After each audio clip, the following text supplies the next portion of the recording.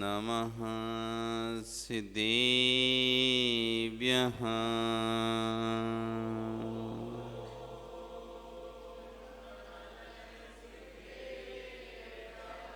ॐ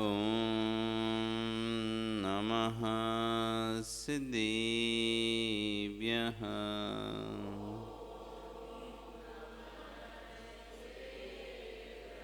ॐ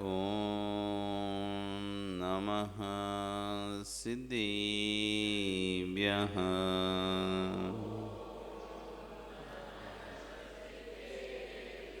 तिर्यणि खगणाय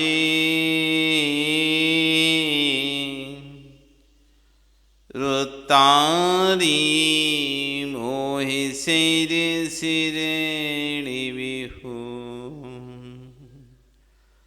आयरी राव बसियो परवादिन्यो भव्य झीलोए।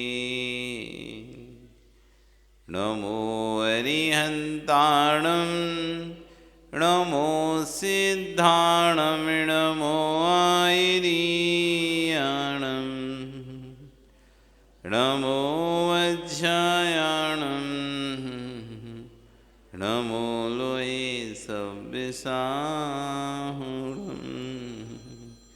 बोले अनंत अनंत से परमेष्टि भगवानी की, आदिरम आदिनाथ भगवानी की, वर्तमान शासनिक महावीर भगवानी की, आचार्य श्री 108 कुंद कुंद स्वामी महाराज जी की, आचार्य गुरु श्री 108 विश्व सागर जी महाराज जी की, अहिंसा में विश्व धर्म की।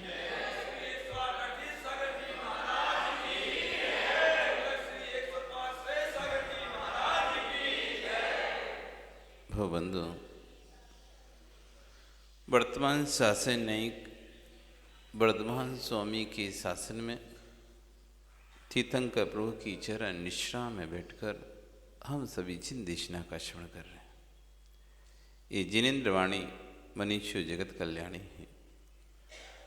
आचार्य भगवान कुंद कुंदेव स्वामी महाराज गंधराज रैन सारजी में श्रवण और श्रावक उभय धर्मों की व्याख्या कर रहे हैं और दान की महत्ता को बताते हुए यहाँ पर आज दान के नकारात्मक पक्ष को कहते हैं।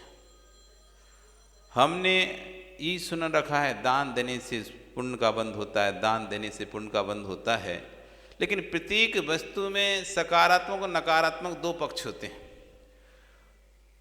अग्नि जलाती है कि पकाती है?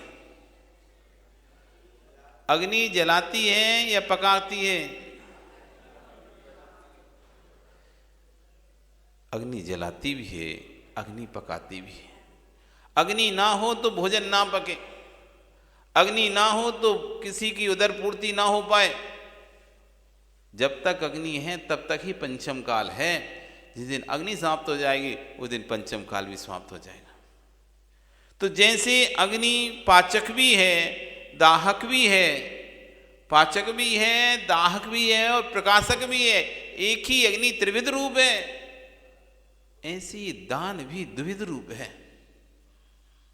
ये पुण्य का बंध भी कराता है, पाप का बंध भी कराता है। अरे दान पाप का बंध?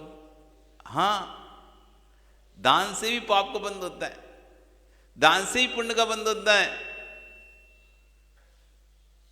दान देने के बाद आज आचार्य कह रहे हैं पाप का बंध कैसे होता है दान से? जो हमने मंदिर के लिए दान निकाला या दान बोला हुआ है वो हमको पाप का बंध क्यों कराएगा? वो तो पुण्य का बंध कराना चाहिए। तो कह रहे हैं नहीं, यदि हम मंदिर में बोला हुआ दान समय पर नहीं देते हैं तो जैसे कोई वस्तु समय पर ना दी जाने पर और अपना रिएक्शन करने लगती है, दवाई की डेट होती है, एक निश्चित डेट तक तो दवाई फायदा करती है, उस डेट के बाद एक्सपायरी हो जाने पर वही दवाई आपको रिएक्शन कर जाती है। ऐसे यहाँ पर कह रहे हैं निर्वाल द्रव्य का भोग करने के दुष्परिणाम। यदि कोई व्यक्ति दान की राशि बोल देता है या दान की भावना बहा लेता है और वह यदि वो दान की राशि को लंबे समय तक अपने पास रखता है तो वैसे ये है जैसे माँ रोटी बनाई क्या, किस पे बनाते हो? तवा पे बनाते हो नहीं बनाते? तवा पे रोटी सिक जाती है ना, लेकिन लंबे समय तक पड़ी रहे तवा पे तो जल जाती है। ऐसे आचार्य कह रहे हैं, जीर्णोद्धार पदिट्टा जिणे पूया तित्त बंधन बसेस धनम, जो भुंजति सो भुंजति जीर्ण दिठम नरयगदी दुखम। जीर्णोद्धार प्रतिष्ठा, जो व्यक्ति जीर्णोद्धार का प्रतिष्ठा प्रतिष्ठा का, जीर्ण पूजा भगवान की पूजा का, तीर्थ बंधनम तीर्थ बंदना का, बशेष धनम अवशिष्ट धन को भुंजदई भोगता है, वह नर गति दुखम नरक गति दुखों को भोगता है। ऐसा जिनेंद्र भगवान ने कहा। आपने दान दिया था अपने आत्म कल्याण के लिए, आपने दान दिया था सुगति के लिए, यदि आप वो दान समय पर यदि नहीं दे पाए बाप मंदिर में,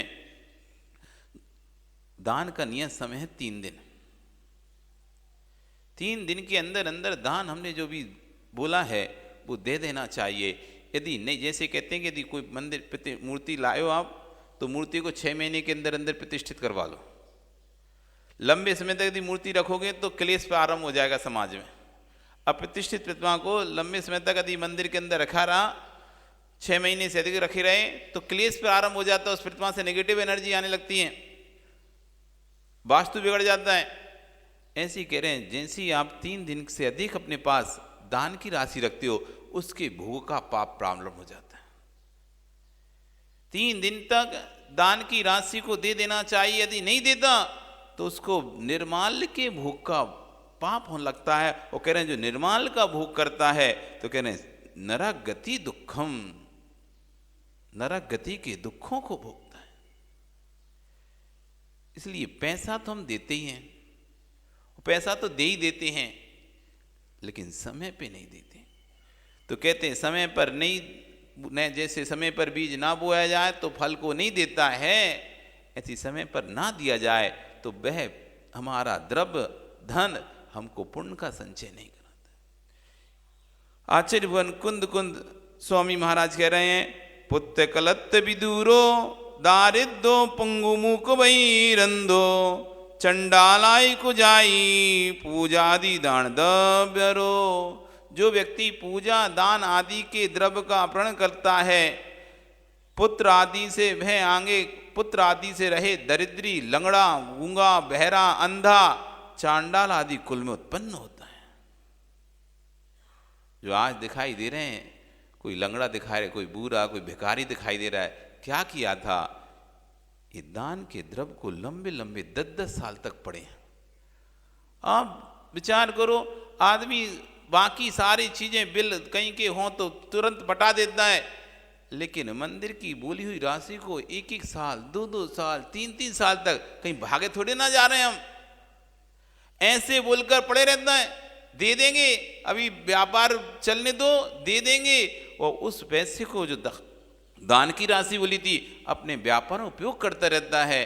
कभी दे देंगे 2-2 साल हो गए, 4-4 साल हो गए, 6 साल हो गए, भूले ही गया। फिर कोई याद दिलाता है, कब करी थी हमने, कब ली थी? बोली हमने तो ली नहीं थी, कोई और ने ली होगी। ऐसे करके विस्मित हो जाता है, और कई तो देता भी नहीं है, तो अपहरण कर लेता है, उसका भोग कर लेता है। तो ऐसा व्यक्ति ही ये भिखारी, लूला, लंगड़ा, कुबड़ा ये जो बन रहे हैं ना, ये वही व्यक्ति बन रहे हैं जिन्होंने दान राशि को लिखाकर, दान राशि बोलकर फिर भूल गए, और याद भी था लेकिन अब नहीं देना मन में आ गया, नहीं देना तो नहीं देना, और नहीं दिया। और यदि कोई लेने आया तो ऐसा उसे 4 बातें और सुना दी जैसे वो कर्जा लेने आया। कोई लेने आए, भैया तुम्हारी राशि थी तो उससे तो जाओ, उससे मांगो पहले, उससे लो पहले, उससे तो तुम बोलते नहीं, उसके पास तो जाते नहीं, हमारे पास आ जाते हो, पहले उससे लो पहले पैसा, फिर हम देंगे। अरे दान तुमने उसको देखकर दिया था क्या? दान आपने स्वतंत्र दिया था, अपना दिया था। इसलिए जो व्यक्ति दान का पैसा चुका बिना मर जाता है ना, फिर अगले भर से बैल बनना पड़ता है, बैल। तो दूसरों के फिर बोझा ढो ढो के बैल घोड़ा बन जाता है, तो दूसरों का बोझा ढो ढो के वो उस कर्ज को चुकाता है। इसलिए आयु का समय का भरोसा तो है नहीं है कि कब कौन चला जाएगा। ये मत सोचना कि हम तो रहेंगे लंबे समय तक जीवित, दे देंगे। भैया मेरी आयु कब छीन हो जाएगी कोई पता नहीं है। इसलिए जितनी जल्दी हो, कर्जा उतारने में खुशी होती कि दुख होता है? जितनी जल्दी कर्जा उतरे, सिर से बोझ उतरे, खुशी होती है। जितनी जल्दी दान दे का पैसा जी हम दे देते हैं, उतनी जल्दी हम निश्चिंत हो जाते हैं, चलो भैया दान का पैसा लेके मरूंगा तो नहीं। आचार्य मुकुंद कुंज स्वामी रेणसार ग्रंथ में समझा रहे हैं, उपसर्ग कर्ता उपसर्ग हर्ता दोनों पे साम दृष्टि है, वही जैन है। उपसर्ग कर्ता उपसर्ग हर्ता साम दृष्टि नहीं है, वह ना जैन है ना जिन है। उपसर्ग कर्ता मेरे सुकृत का उदय है, उपसर्ग हर्ता मेरे दुष्कृत का उदय है। इस विचारे ने क्या किया है, ये तो निमित्त मात्र है। जो जैन होता है वही जिन होता है। विक्वाक विच्छेद धर्म ध्यान करते हैं। अहो अहो आश्चर्य की बात है, पिता की मृत्यु हो गई, बेटा भीख मांगने लगा। हर व्यक्ति यही कहता है कि इसको डाल दो, दे दो। अहो आश्चर्य, भारी संपत्ति के अभाव में लोगों की भाषा भी बदल जाती है। जब संपत्ति रहती है तो भाषा भिन्न रहती है, और संपत्ति जाती है तो भाषा भिन्न हो जाती है। एक बेटा जिसके पिता का देहांत हो चुका था, सारी संपत्ति उसकी जो दुकान वगैरह आदि थे वे सब में घाटा लग गया और सब बंद हो गए। और स्थिति ऐसी आई कि उसको दूसरे के यहाँ नौकरी करने की नौबत आ गई है। कहाँ हीरों का व्यापारी था और कहाँ दूसरों के यहाँ नौकरी करने की नौबत आ गई। अब लोग उससे उसी तरह से धुतकार कर बात करते थे, चिल्ला कर बात करते थे, और वह भी दूसरों की सुनता था। क्यों? अब पैसे का वहाँ में तो सुनना पड़ता है दूसरों की। वो काम करता रहता था। एक दिन वह जा रहा था अपने घर, तभी उसके पिता का एक मित्र मिला। बोला, बेटा कहाँ से आ रहे हो? तो बोला, अमुक के यहाँ पर काम करने जाता हूँ। अमुक क्या काम करने? क्यों, तुम तो बड़े धनपति हो, सेठ हो, तुम क्यों किसी के यहाँ काम करते हो? तो कहता है, अंकल आप मुझसे मजाक कर रहे हैं? आपको तो पता है ना मेरे पास कुछ भी नहीं है, सब गरीब हो गया, पिताजी का सब नष्ट हो चुका है, और कोई भी मुझे पूछता नहीं है। वो कहता है, नहीं भाई तुम्हारे पास है, बहुत कुछ है। कहाँ है मेरे पास? चलो मैं तुम्हें दिखाता हूँ। वो ले जाता है, उसके घर में एक दीवार थी, उसको तोड़वाता है, उसमें से बड़े हीरे जवाहर निकल आते हैं। तो अपने अंकल से पूछा, आपने ये मुझे पहले क्यों नहीं बताया? तेरे पिता ने मना कर किया था, जब तक बेटा बड़ा ना हो जाए और उसे धन की कीमत पता ना हो जाए तब तक बताना नहीं, क्योंकि अभी उसको धन की कीमत पता नहीं है। जब धन की कीमत पता नहीं होती, व्यक्ति अनाप शनाप खर्चा करता है, और जब पैसे की कीमत समझ में आती है तो व्यक्ति उसका उपयोग उसी प्रकार से करता है।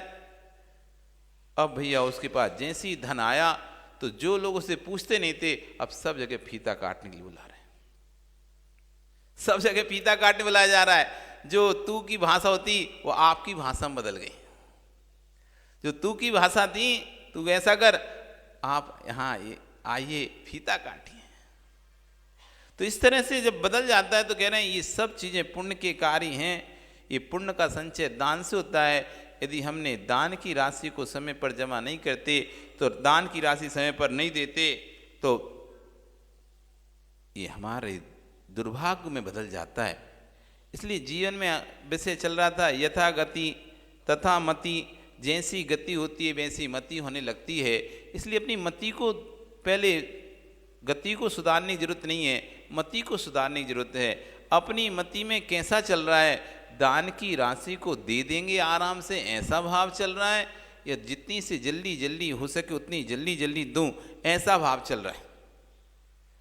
जैसा परिणाम चल रहा है वैसा आपका आयुबंध समझो। यदि दुर्गति में जाना है तो आप दान की राशि लंबे समय तक रखो। जितने लंबे नरक में जाना हो उतने लंबे समय तक दान की राशि अपने घर में रखो।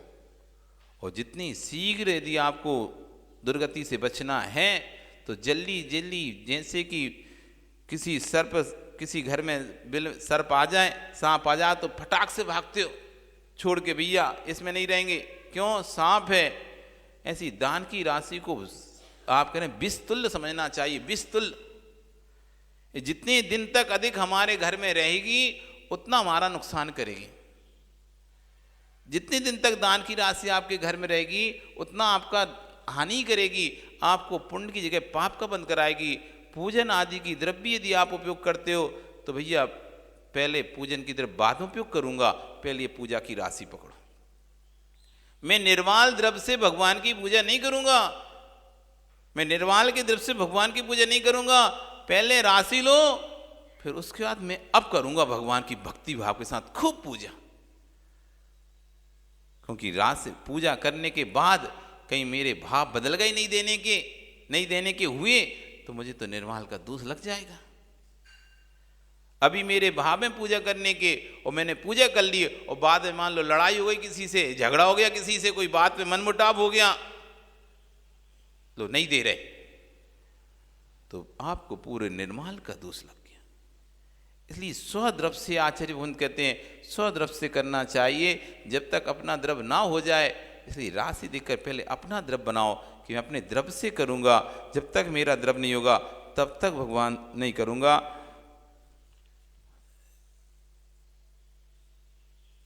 आचार्य ने यहां कह रहे हैं जो यहां नहीं आए हैं उनके कानों तो जरूर भेज देना यदि दया करुणा है तो।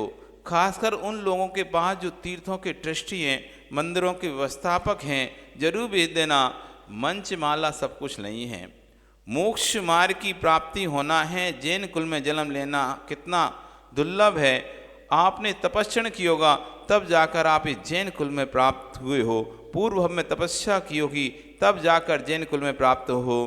जिसकी आचार्य भगवान सुभाषित रतन संदोह नामक ग्रंथ में लिखते हैं कि जिसकी माँ धर्मात्मा है, जिसका पिता धर्मात्मा है, जिसकी पत्नी धर्मात्मा है, जिसके पुत्र धर्मात्मा हैं, जिस घर में सुबह से नमकार गूंजता है, ये घर पूर्व के तपस्वियों का समुदाय आकर मिल गया है।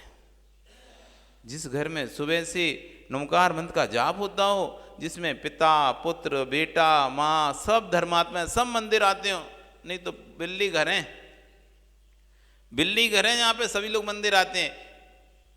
बेटा आता है तो पिता नहीं आता है किसी के माता पिता आते तो बेटे नहीं आते, किसी के बेटे आते हैं पिता आते हैं लेकिन बहुएं नहीं आती।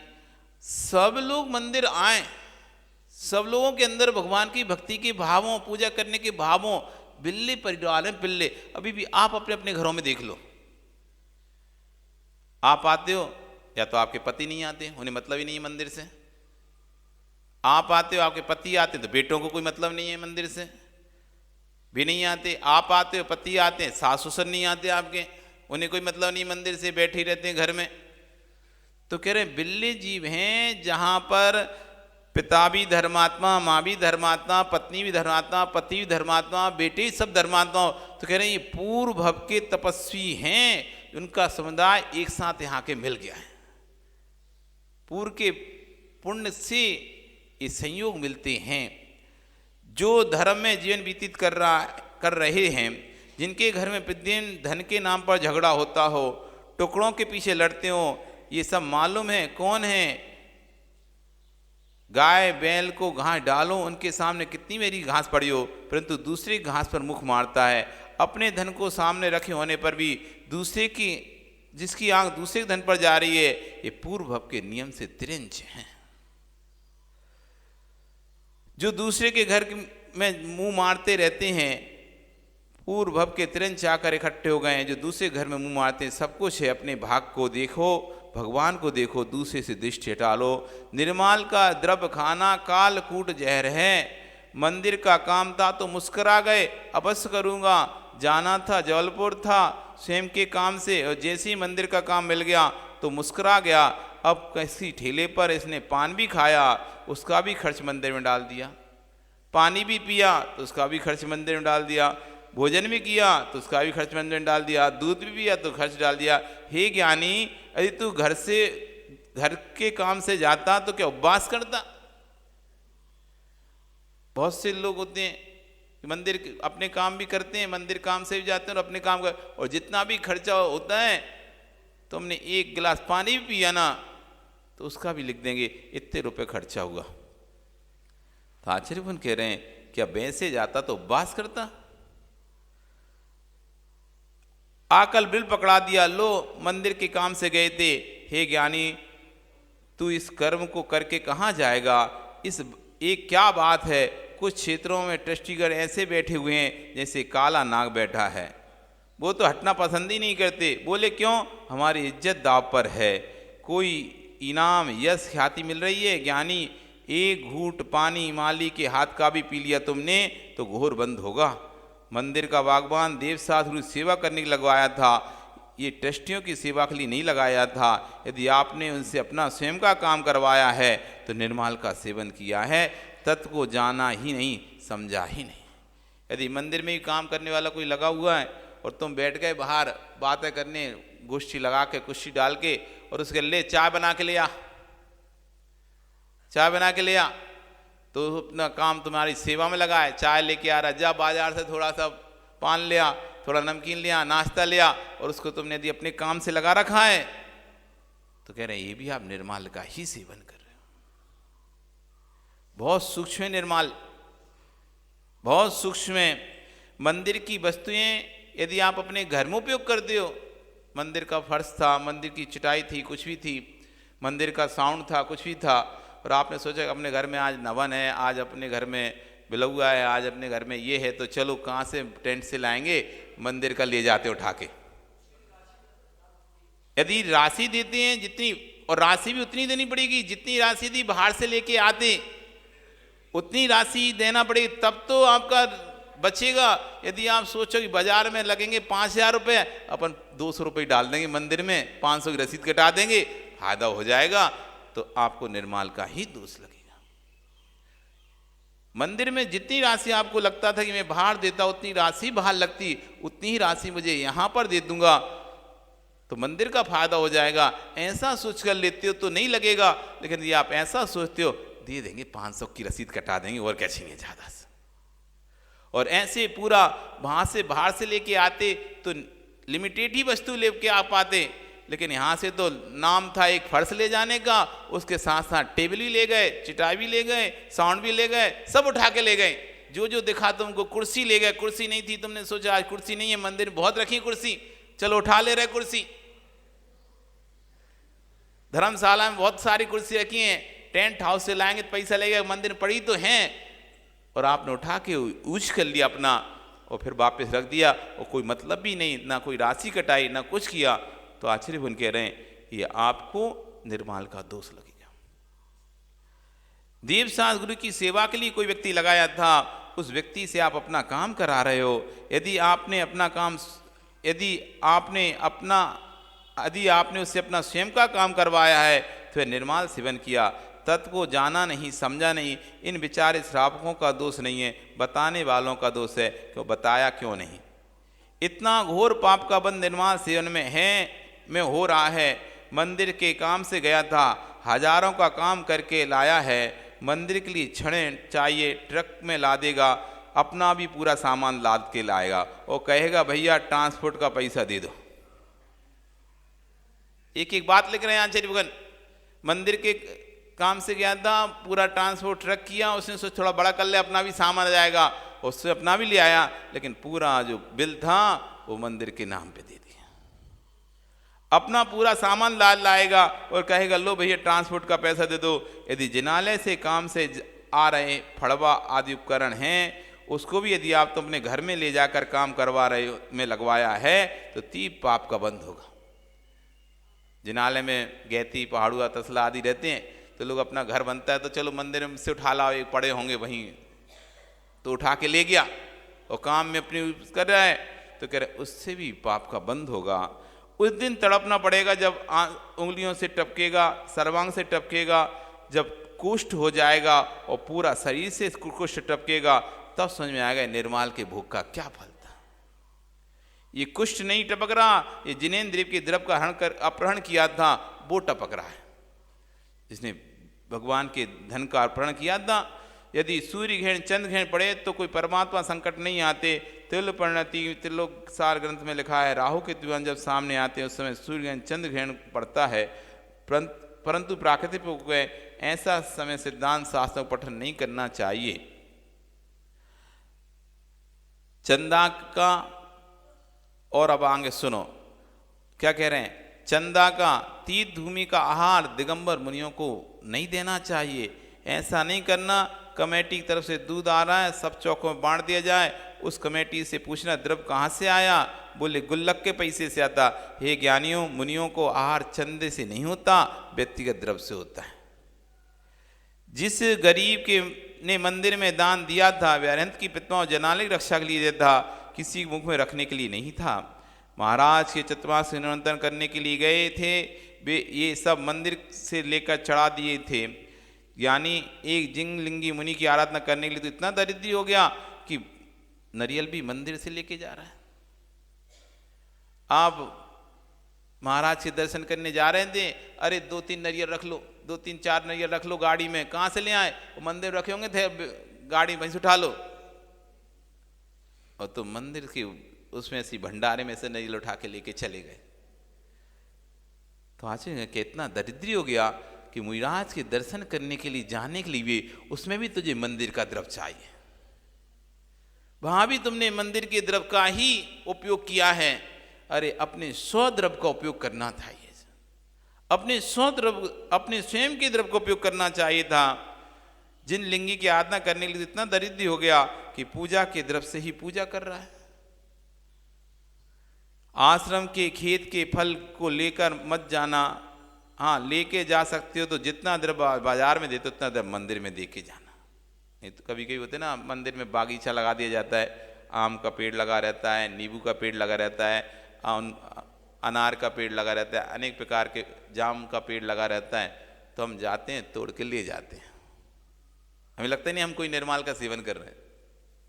मंदिर का है तो हम निकाल के ले गए, तो आश्चर्य हो गया। यदि लेके जाना है तो जितना द्रव्य बाहर देते उतना द्रव्य मंदिर की गोलक में डालो, और नहीं डालते तो निर्माल भोग का पाप का बंद होता है।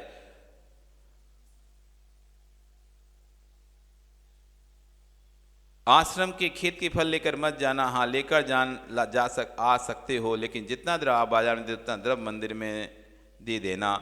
हाँ अपनी दुकानें किराए पर दे रखी हैं और मंदिर दुकान कब्जा जमाए हुए हैं। और कहता है महाराज दुनिया तो पाप का खाती है, हम तो पुण्य का खाते हैं, मंदिर का खाता हूँ। ज्ञानी जो दूसरे पाप करके कमा के लाए थे उनको ही मंदिर में डाला था, उसको तू खा रहा है तो कहाँ जाएगा। बल्कि यह होना चाहिए कि जिनालय में गोलक से पुजारी और माली को भी द्रव्य नहीं देना चाहिए, उनकी अलग से गोलक रखना चाहिए, उनकी व्यवस्था अलग से होना चाहिए। यदि कोई पंडित जी भी विधान कराने आ रहे हैं तो उनके लिए समिति को अलग से पैसा रखना चाहिए। ये द्रव्य जो गोलक में उससे उनका राशि नहीं देना चाहिए। कोई भी आप विधान पूजा करा रहे हैं तो उस राशि में अलग से विभाजन कर लेना चाहिए पहले से। जो मंदिर में जो गोलक में डाला पैसा ये आपको किसी को देने के लिए नहीं डाला था। यदि उनको भी पैसा देना है तो आप जो राशि संचय करते हैं बोली आदि लगाकर उस राशि में से ही उनको पेमेंट या जिनको भी देना है देना चाहिए।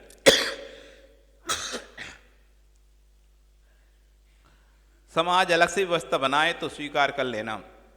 यदि मंदिर की गोलक से हो तो द्रव्य अलग कर देना, दान कर देना। मैं इतना दरिद्र नहीं हूं कि गरीबियों के दान को अपना पेट भरूंगा, क्योंकि ऐसा नहीं चलता कि सिद्धांत से समझौता हो जाए। गाथा अब आपके सामने कोई ये ना बोल लग जाए कि महाराज अपने मन से बोल रहे हैं। भैया ध्यान रखो, जो मंदिर के कोषाध्यक्ष हों वह यदि दान के द्रव्य के व्यापार कर रहे हों तो जरूरी नहीं कि तू उसको वापस कर पाएगा। उसके पहले तेरी पर्याय पूरी हो गई तो फिर क्या होगा। मैं तो विद्वानों से कहता हूं कि वर्ष में कई नगरों में प्रवचन करने जाते हैं, उन विद्वानों के 10 दिन प्रवचन में एक दिन जरूर निर्माल पर अवश्य प्रवचन करना चाहिए, क्योंकि ये परंपरा इतनी बढ़ चुकी है लोग उसको समझ नहीं पा रहे। गाथा में लिखा है जीर्णोद्धार प्रतिष्ठा, जीर्णोद्धार का चंदा वसूल करने के बदले में प्रतिशत लेते हैं। ओह आश्चर्य, इनको कोई दूसरा काम नहीं मिला। 3 लोग के नाथ के तीर्थ के नाम पर अपना घर चला रहा है। तीर्थ पर करुणा थी तो अपने घर में का दान दे देता, लेकिन तीर्थ के नाम पर एक एक पैसे इकट्ठा करके अपने पेट में ले जाता है। एक घोर पाप का बंद कर रहा है। इस लोभ ने और राग ने धर्म की परिभाषा बदल दी है। ज्ञानी नौकरी भी करना तो तीर्थ के नाम पर नौकरी मत करना, सेवा करो। यदि आपको किसी को रखा है तो आप समिति तरफ से इतना दो कि वे चोरी ना कर पाए, उसका ईमान ना बिगड़ पाए। यही नहीं, कमेटी के लोगों को भी चोरी करते पकड़े हुए गए हैं। मालूम चला सीमेंट 40 बोरी आई, उसमें 15 बोरी समिति के किसी पदाधिकारी ने अपने घर में पहुंचा दी। भैया एक खाली बोरी तुम्हारे घर में गई है तो भी वह भोगना पड़ेगा। आपके चेहरे बनाने से क्या होगा? गाथा तो ऐसी कह रही। विश्वसार महाराज ने कोई गाथा नहीं लिखी है। यदि विश्वसार का गाथा का अर्थ बदलते हैं तो उनको भी पाप लगेगा। जिनवाणी के शब्दों का अर्थ बदलकर प्रेरित करना समाज को छलना होगा। फिर मैं विश्वसागर मुनि आचार्य नहीं कहलाऊंगा, डाकू बन जाऊंगा। जो मुनि जिनवाणी के एक अक्षर को अपने मन से बोलता है वह शुद्ध डाका डालता है, असमाधि हो जाती है। इसलिए जीर्णोद्धार के नाम से पैसे इकट्ठा करना, मंदिर की जीर्णोद्धार वर्षों तक चल रहा है। जिसके घर में खाने को दाना नहीं था उसकी बड़ी बड़ी बिल्डिंग बन चुकी हैं। ये द्रव्य कहाँ से आया तेरे घर में? राग और लोभ दोनों बैठे हुए हैं। ये जीर्णोद्धार का, ये मंदिर का द्रव्य था। तो कह रहे हैं इस मंदिर द्रव्य जो भोग कर रहा है नरक के द्वार को प्राप्त होता है। ये नरक का द्वार है। निर्माल का सेवन जैसे रात्रि भोजन को, अचार मुरब्बा को नरक का द्वार कहा है ना, नरक जाने का, ऐसे निर्माल के द्रव्य के भोग करने को भी नरक का द्वार कहा है।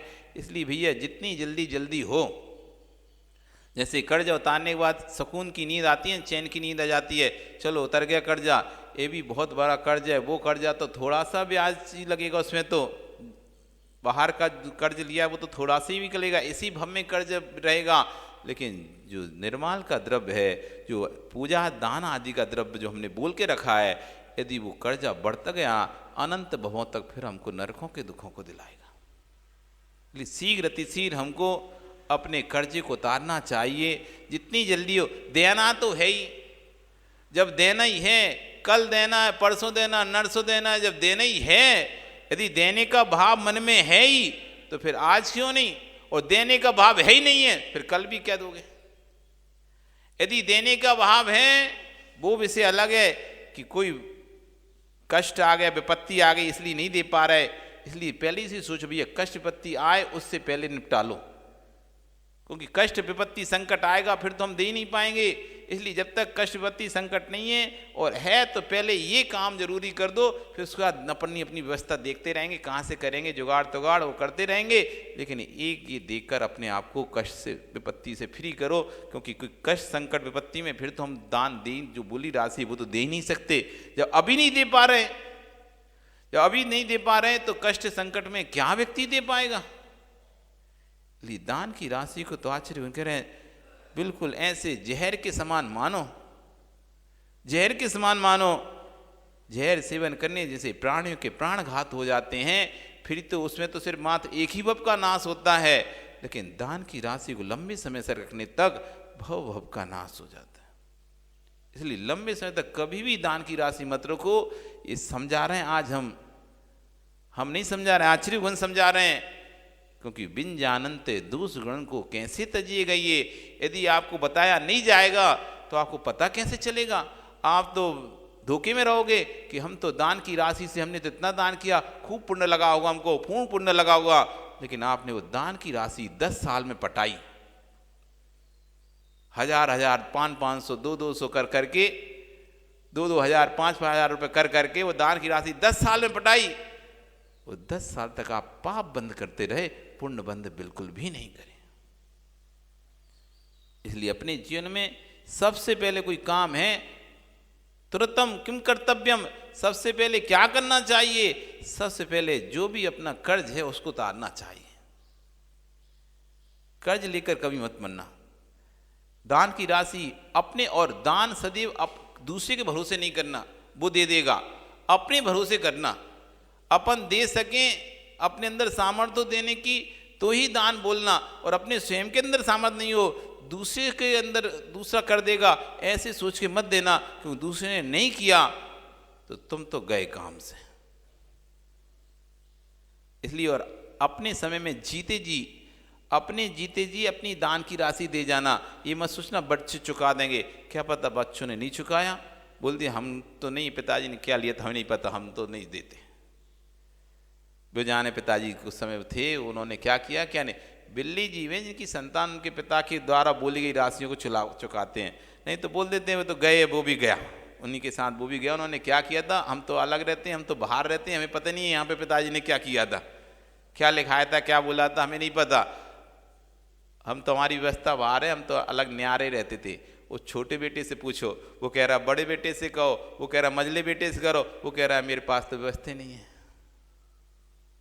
तो गए भैया।